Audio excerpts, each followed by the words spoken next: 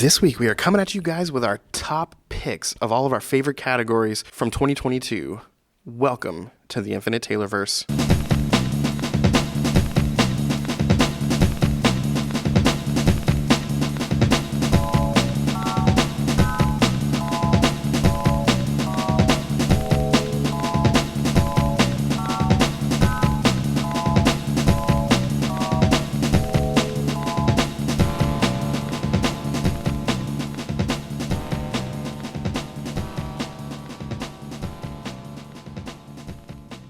Warning. Red alert. Danger, Will Robinson. Danger. That's the emergency alert. This episode is full of spoilers for some of the latest and greatest nerdy movies and shows. Spoilers. Listener discretion is advised. What's up, everybody? Welcome to the Infinite Taylorverse podcast. I'm Billy Taylor. And I'm Taylor Oxner. Welcome to year 3 of the Infinite Taylorverse podcast, and today we're going to do our special 2022 in review episode where we take a bunch of categories where we picked some contenders, and then we each are going to share who we thought out of our list was the best of each category. So yeah, Taylor, I guess as usual, before we jump into it, what have you been nerding out about this week? What have I been nerding out about this week? I just finished The Stand, the original TV series, I guess mini movie series. I don't know. They're all like an hour and 30 minutes, so it's 4 movies. But I'd never seen it before, and so it was a good time. That's awesome. For me, knowing that The Legend of Zelda Breath of the Wild sequel is coming out really soon, I picked back up on my second playthrough of that game over the weekend. So I've just kind of been going through a bunch of shrines and dungeons and gathering a bunch of stuff and basically replaying Breath of the Wild for the second time just to get ready for the new one. And I love that game so much. It's so awesome. I still have not gotten around to play it. I should borrow a copy of it from you if you have it. Do you have it digitally, or do you have a copy of it? It is a cartridge, so yeah, you could totally borrow it. It's awesome. I should, but I'm playing 4 games right now, so. Right? Yep. As soon as I'm done with this playthrough, I'll check back in and see if you're done with all your playthroughs. Sounds good. Well, hey, our categories today, we have movie categories where we're going to go through best superhero movie, best sci-fi movie, best animated movie. We have best animated property, looking at things that aren't movies that are animated. Best overall Marvel property, best overall DC property, best overall Star Wars property, best actor and actress, best use of time travel, best Funko Pop, best comic book, and best video game. So we got a lot of fun categories that we thought you listeners would enjoy. Yeah, and this is the first time we're doing this. This is what we call the Pickles Awards. Yes. Named after my dog, the pug, named Pickles. Exactly. And, in future, we'll have guests and do the whole envelope thing. But we thought this year, we just do it ourselves, just talk as a review year thing. Yeah, I think it's going to be fun. All right, so let's jump in. Under the movie categories, the first one we did was Best Superhero. And here's who we scrounged up for our list. In 2022, we had Black Panther Wakanda Forever, Doctor Strange and the Multiverse of Madness, The Batman, Black Adam, and we also had Thor Love and Thunder. So Taylor, if you had to pick one from that list to be your favorite, what are you going to go with? I think it's a pretty easy choice. Looking at all these now, I would say Black Panther Wakanda Forever. I think just as a movie, it's better than all of these combined. Maybe Doctor Strange is a contender, probably second. And this is not me being a Marvel or DC fan. Just as a movie, probably Wakanda Forever. That's funny. I forgot to mention that as we go through these, we might have extremely different answers, or we might have the exact same answer. And in this category, we happen to have the exact same answer. So for me, it was also Black Panther, Wakanda Forever. The story was great. It hit the heartstrings so many times. Yeah, it was very emotionally moving. And to get that kind of emotion out of a superhero movie is kind of a big deal. I mean, the last time I remember feeling that way, sad, was during Infinity War. Yeah. At the end of that, and just, having your gut drop out from underneath you. Yep. It's kind of how that felt. But there were also really happy, joyous moments in it, too. Don't get me wrong, it's a somber movie for sure, but it's not a sad movie, we'll say. Right. Yeah, it hit all the beats. And again, for it is absolutely a superhero movie. It had all the elements, of course, but man, it was a drama. It was heart-wrenching. Yeah, for sure. And especially if you've been involved with the Marvel Cinematic Universe up until this point, like keeping up with everything, this was pretty. It was good. Yeah, Anyway, Ryan Coogler really did kill it again. agreed. Well, for best sci-fi movie, and we're not counting superhero things in this category, our list consisted of Avatar: The Way of Water, Prey, the Predator prequel that came out on Hulu, and Everything Everywhere All at Once. So for this one, out of those choices, what would you have to go with? Well, I'll go with the one that I actually have seen. Would Okay. be Prey. I just haven't gotten around to the other two. But Prey was incredible Yes. and might be my movie of the year. Oh, that's awesome. Let's see. For me, I'm going to have to go with Everything Everywhere All at Once. If anyone out there listening haven't had a chance to see it, it's a spectacle. The writing is crazy. The cross-dimensional travel, seeing all these alternate timelines of the same people, it's crazy. The visuals are amazing. The actors, Michelle Yeoh and Ke Kwan and everyone else involved just knocked it out of the park. Jamie Lee Curtis, definitely 2 thumbs up from this guy for that movie. So that one gets my pick. Yeah, and she's just hot off the Halloween ending movie, right? Yeah. Of the trilogy that she just either people loved it or hated it. I didn't see any in-betweens in that. Yep, But exactly. yeah, she's out there killing it. She is. A side note, every interview I've seen her in lately, she just seems like such a cool, down-to-earth, nice person, and I think it'd be cool to meet her someday. Yeah, I think she reminds me of like a retired hippie or something. Yeah. She's just real chill, but at the same point believes in what she believes in. Yep. Well, for the animated category, we only had 3 on this list. There could have been more, but these were the 3 we came up with. We had Lightyear, we had Turning Red, and we had Chicken Hair and the Hamster of Darkness. Quite the eclectic group here. If one had to stand out the most to you, which one are you going to go with? If I had to go with any of them, probably Lightyear. Yeah. I thought that was really cool, and I don't really have much more to say about it. Yeah. I think the fact that people went crazy kind of was annoying. Agreed. They just didn't really know what it was, I think. Yeah, there's that. They thought it was going to be a Toy Story movie. It's definitely a Toy Story adjacent movie, Yes. but it is not a Toy Story movie. Yeah, nobody replaced anybody. It was its own thing.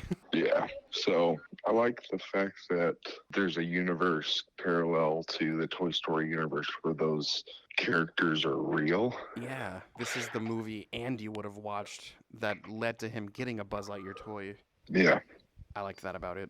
hmm Well, let's see. For me, and my kids kind of heavily influenced my thoughts on this one is because they watched it on repeat for so long. I'm going to have to go with Chicken Hair and the Hamster of Darkness that came out on Netflix. And a cool tie to that movie, friend of our show that we've interviewed before, creator Chris Grine, who he created the Chicken Hair comics. He does the Animorphs remake stories. He does all kinds of really cool stuff. And he's been on an episode of our podcast. This is his baby. This movie was from his books. And I thought that was really cool that it came to be, first of all. But after watching it a zillion times with my kids, it's totally fun. It's worth the watch. It's hilarious. One of those, stories about be yourself regardless of how different you are and good triumphs over evil kind of a thing. But that one was a lot of fun for me and my family. Yeah, it sounds awesome. I have to check that out. I remember it coming out, but just haven't gotten to it. Yep. Well, let's see. Next, we have Best Overall Animated Property. And in this category, we went with TV things since we already did a movie category. So here's our list. We had The Bad Batch, Star Wars Visions, Bluey, I Am Groot, My Hero Academia, Attack on Titan, Star Trek Lower Decks, Star Trek Prodigy, and I think we should also add Tales of the Jedi in there. So as an animated property that wasn't a movie, if you had to pick one from that list, what are you going to go with? Probably Bluey. Yeah. It's funny It's just- because as a dad, and you're a dad, we're both dads, that show's stinking awesome. Yeah, it's a really good show, and I really don't mind watching it. Like, it's not annoying in any way, which I think is really unique for like a kid that age show. Absolutely. I don't feel like, oh gosh, I gotta watch this. Like, it doesn't bother me in the least bit. Yep. So that's how I feel about it. That's awesome. So that whole list we read off, love every last one of the things on that list. But I'm going to agree with you, and I'm going to go with Bluey, because it is very rare that our kids pick a show that we also enjoy, more than just tolerating. Yeah, it's like the Pixar movie, style of kid entertainment, Yeah. where it's a lot for adults and enough for the kids for them to like it. And I'm going to be honest, there's 2 or 3 episodes that get me in the feels every single time. I haven't gotten to that point, but I've heard things. Yeah, it's so good. So yeah, go Bluey. You get a Pickles. Let's see, best overall Marvel property. We're going to hear some repeated titles here, but here's everything Marvel that came out in 2022. We got Doctor Strange and the Multiverse of Madness, Thor Love and Thunder, Black Panther Wakanda Forever, I Am Groot, Moon Knight, Ms. Marvel, She-Hulk Attorney at Law, Werewolf by Night, and the Guardians of the Galaxy Holiday Special. This one's a little bit harder. What are you going to go with for this category? I know what my gut wants me to go with, Right? but I know that it's not popular. Yeah. That's not a popular opinion. I guess what I would go with, just because I enjoy it the most, was She-Hulk. Yep. I thought it was hysterical. I was looking forward to it every week, but I'm a huge She-Hulk fan before the show came out, so I'm biased there, most Yeah. definitely. So if my unbiased, if I'm looking at all of these things, still would be Black Panther. Yeah. But kudos to Werewolf by Night for being a surprise gem. Oh yeah, that totally stood out. It was awesome. Mm-hmm. I'm kind of with you. My gut wants to say Black Panther Wakanda Forever just because of how amazing it was, but again, same thing as you. It was not a popular opinion, but I'm going to go with She-Hulk based on just my own feelings of the show, the happiness it brought me weekly. It was, when you watch a movie, you get it that one time. And of course, you can eventually buy it and watch it again and again. But the whole weekly thing with She-Hulk, plus it was hilarious, plus all the cameos and Easter eggs, and the breaking the fourth wall was total chef's kiss in that show. That's what I'm going with, She-Hulk. Yeah, I would also, I guess, if you want to look at something the most Marvel out of all of these properties, would probably be the Doctor Strange movie. Right. That was a good one But, too, looking at all like, the yeah, multiverse guys. but She-Hulk, yeah, I'll give the Pickles to She-Hulk.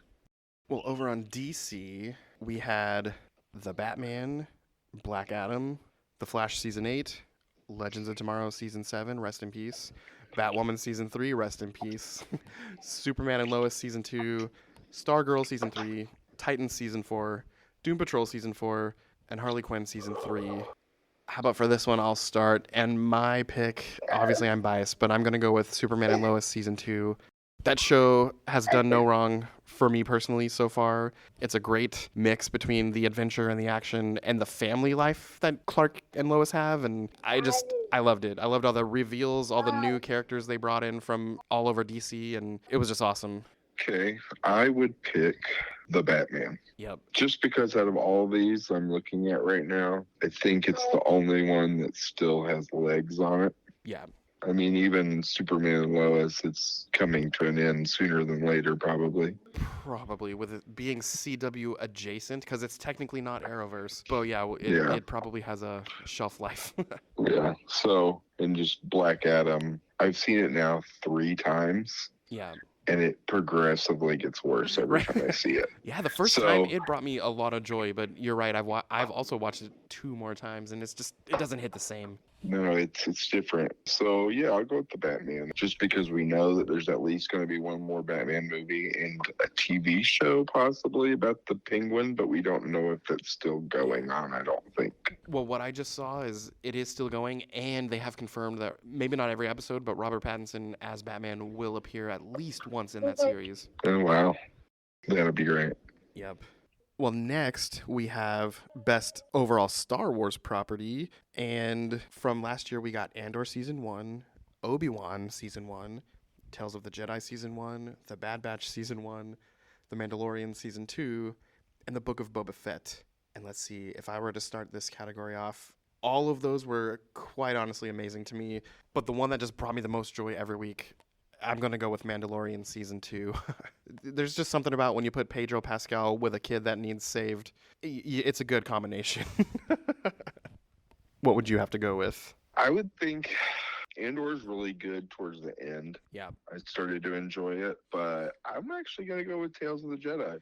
Nice. I had the most fun, and like with all the backstory and stuff, since I'm watching Clone Wars right now for the first time, Yeah. it really informs a lot of that show. Yes. So good for them for putting out a show just to tie bows. Yes, I'm glad they did that.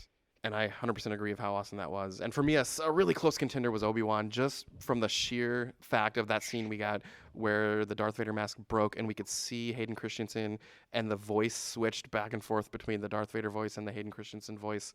That moment Yeah, it was alone cool. almost made me pick that show, but I just had to go with Mando because that whole series, it's awesome. Spoiler alert, And season 3 came out this morning and I've already watched it and it's amazing.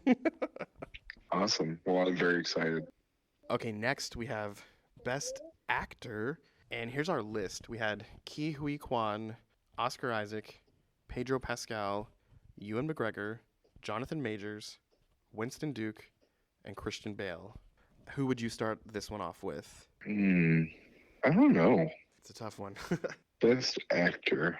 I'll go with Pedro Pascal Yeah. or Jonathan Majors. Yep. But since Ant-Man is not on here, I think I'm going to go with Pedro Pascal. And funny enough, all of those gentlemen were amazing, but that is exactly who I was going to go with for this list too.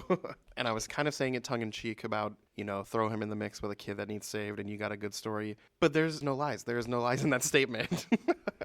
Yeah, that, and he's like one of the only actors in this group that I didn't have at least one moment where I was like, okay. Yeah. The next one is actress. Yeah. So the list of actresses, we have Michelle Yeoh, Jamie Lee Curtis, Iman Vellani, Tatiana Maslany, Natalie Portman, Letitia Wright, Angela Bassett, and Tessa Thompson. Who you going to go with for this list? Angela Bassett. Ah, good choice. 100%. I truly believe that, like, her whole everything in that movie, like almost every scene she's in, she steals it. Yep. So, like, even the part where they're in the United Nations and she's talking to them and they bring in the people that they attacked. And yeah, that was crazy. That was so good. You know what? Uh-huh. Not to have the same answer again, but I 100% agree. My pick is also Angela Bassett because she was the queen in that movie. This was not acting. She played that role from her whole heart. And Yeah. 75% of the stuff that made me tear up from that movie was due to her. Yeah. But yeah, she killed it. She nailed that role. Our next category that we have is best use of time travel. And here's all the things we could think of that had time travel last year. Paper Girls, the latest season of Doctor Who, season 1 of the Quantum Leap remake, the Adam Project movie with Ryan Reynolds, and Lightyear. So from this list, what would you pick? I would pick Paper Girls just because it was new property and it was really fun. And it was like one of the shows we watched that I didn't feel like I was trudging through it at one point or another. Yep. I loved every single thing on this list. I am a sucker for time travel. But for me, the one I'm going with is season 1 of the Quantum Leap remake. That original show was one of my all-time favorite shows. Literally, one of my buddies from college gave me the box set of DVDs for my wedding as a gift because he knew how much I loved them.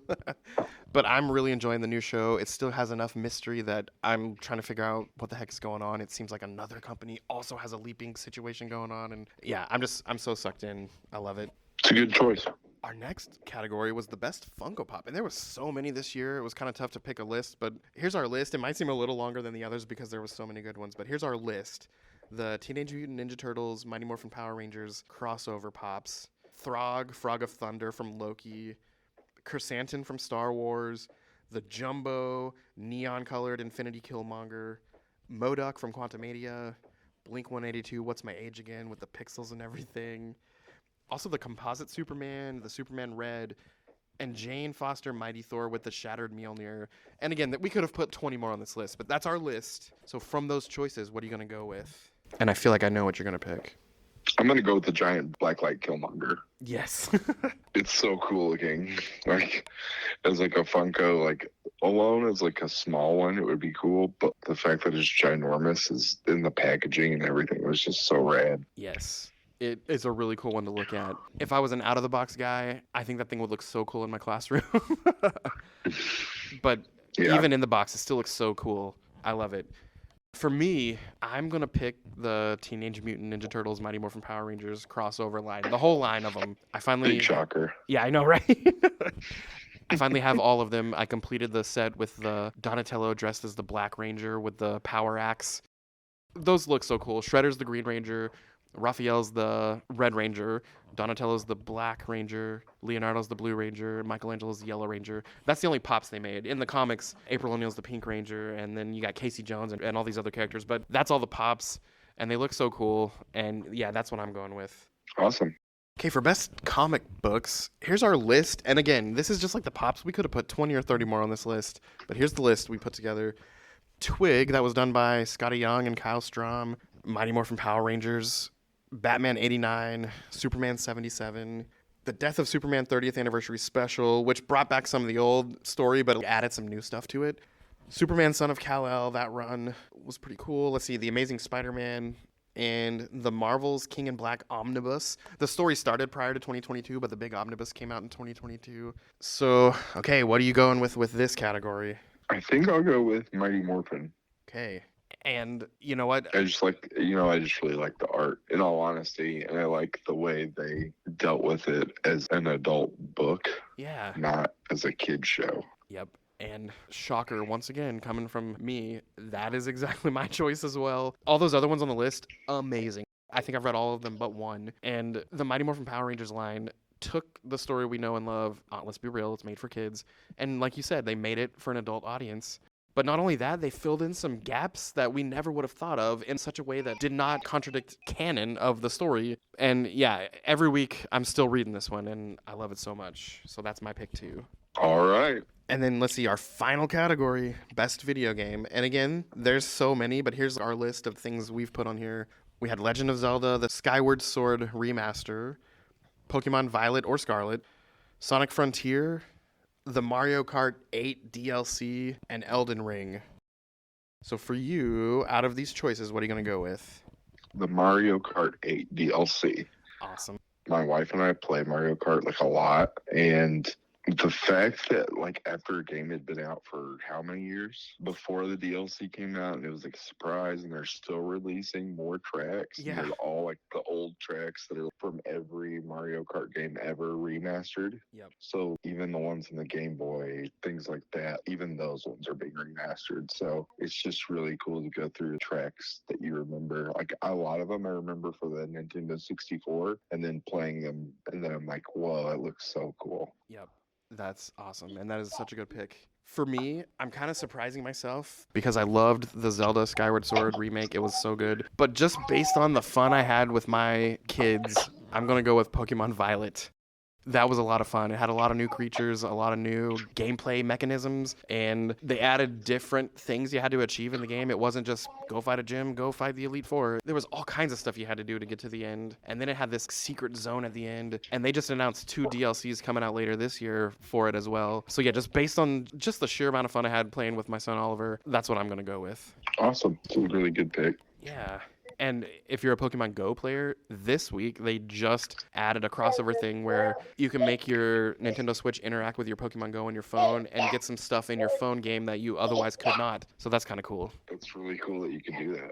But hey, that concludes our list, our, top picks of some pretty good pop culture nerd categories for 2022. We're excited to see what builds up this year in 2023, and maybe we'll add some categories in the years to come. And like you said at the beginning, have some cool guests, make it a thing with some awards and printouts and all kinds of stuff. So here's to the future of what this is going to look like, but we hope you guys enjoyed our picks, and maybe you had some of the same thoughts, and maybe you had stuff not even on our lists, or maybe you would have picked something different from our lists. And if that's the case, tell us. Find us on, Instagram, Facebook, all these places, and tell us what would have been some of your picks. Yeah, and I truly do apologize for loving She-Hulk as much as I do. I just can't help it. And- So don't at me. And I don't apologize, and at me if you want to, but I loved it. Sue me. But hey, as for us at the Taylorverse, we hope you have enjoyed all these fun little pickles, and you'll join us next time. I've been Billy Taylor. And I'm Taylor Oxner. See you guys next week. Bye. Bye.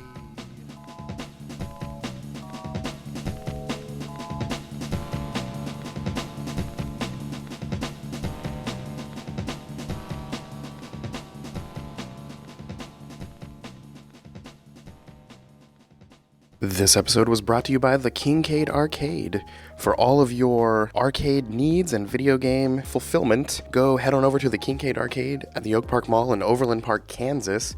These guys have every imaginable classic game possible. They have arcades. They have every console you could think of. They have special tournaments all the time. They set up parties and events for all of your party needs. So head on over there once again to the Kincaid Arcade at the Oak Park Mall in Overland Park, Kansas. Go get a bracelet, go play free play the whole time, and have a blast.